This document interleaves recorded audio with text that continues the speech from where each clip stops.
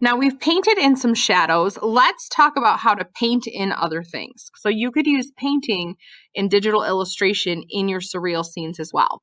To paint in other things, you could create a new document and paint and bring it over, or you could paint right here. So I am going to add a layer, and let's just paint on top. I'm going to add a new layer though. Always add a new layer for paint. Let's say I wanted to do like an outer space background.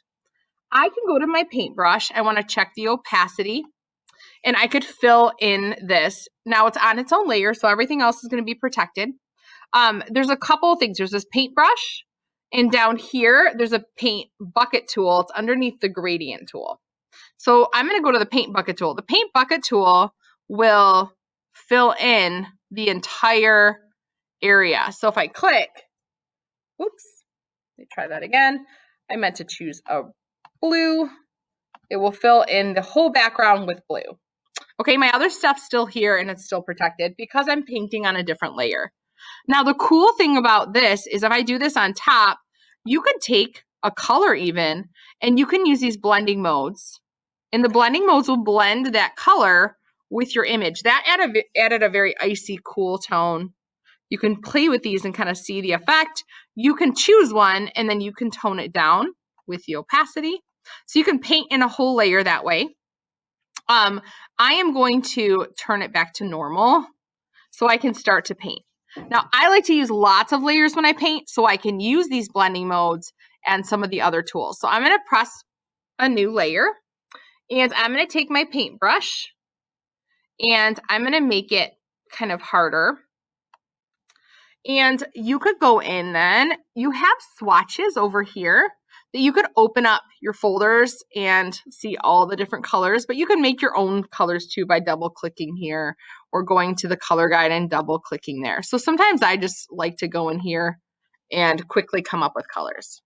I made my brush kind of hard. I could go through and do a layer, like say I'm doing stars. So I might just go through and do a lot of little, I'm using my brackets on my keyboard, lots of little tiny clusters. Okay.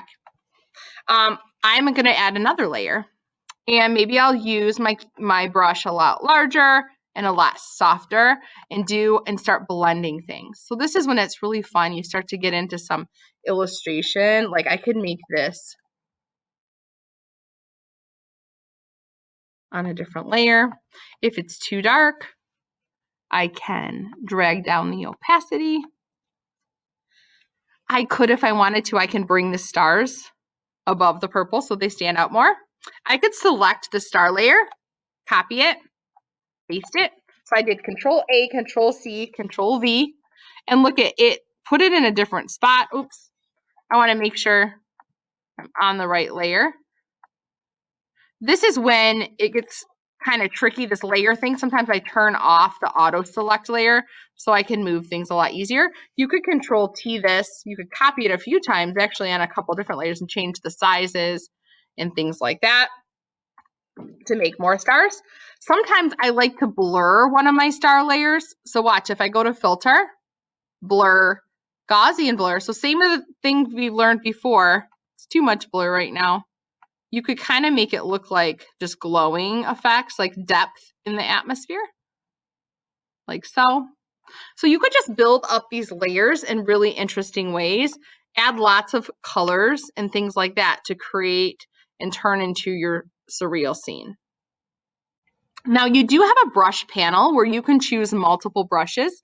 So Windows, brush settings, and with this one, you can go up to brushes. It's in the same panel, and you can choose different types of brushes. So they're all kind of now broken apart. Wet media brushes make it look a little more like wet watercolor type things. And then you have to make sure the brush you choose doesn't have like an eraser in the corner or something like that. Make sure it's a brush. I usually just stick to these basic ones. But after you choose a brush, then this option will show up. So I kind of like to choose a brush first, and then I can go in and like use one of these splattery ones. And I want to put it on its own layer again, so I can change it if I need to without affecting the others. So I'm on purple still. That could be kind of cool, just to add a little something. I could always blur that. I'm going to add another layer, add some white. So I don't know if this is too, I can go here. If it's too big, now it looks more like splatters. I can also, though, change the direction of the brush. This is all in brush settings. You can go to window to find it if you don't want it to be too repetitive. But then again, like I can blur these. I can go in and I can bring them down. I could add any filter to these that I like. And I can just hit delete, click on the layer and hit delete if I don't like it.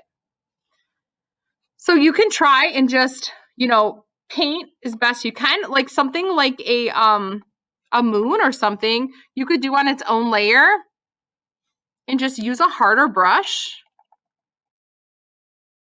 and really go in and like paint it. Now I could take another brush on a layer above it and do some of the shadows in crevices.